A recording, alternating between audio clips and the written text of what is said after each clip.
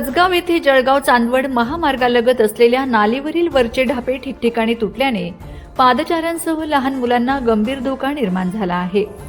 विशेषतः रात्रीच्या वेळी किंवा पावसाळ्यात त्या तुटलेल्या ढाप्यांमुळे अपघात होण्याची दाट शक्यता व्यक्त केली जात आहे।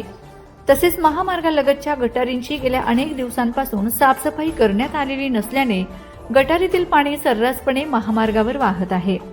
यामुळे वाहन चालकांना अडचणींचा सामना करावा लागत असून रस्त्यावर घाण पसरत असल्याने आरोग्याचा प्रश्नही निर्माण झालाय।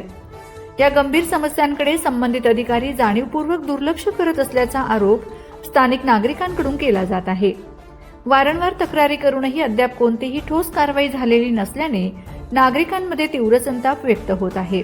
तरी संबंधित विभागाच्या अधिकाऱ्यांनी या बाबीकडे तातडीने लक्ष देऊन गटारीवरील तुटलेले ढापे त्वरित दुरुस्त करावे, तसेच महामार्गालगतच्या गटारींची संपूर्ण साफसफाई करावी अशी जोरदार मागणी कसगाव येथील नागरिकांकडून करण्यात येत आहे।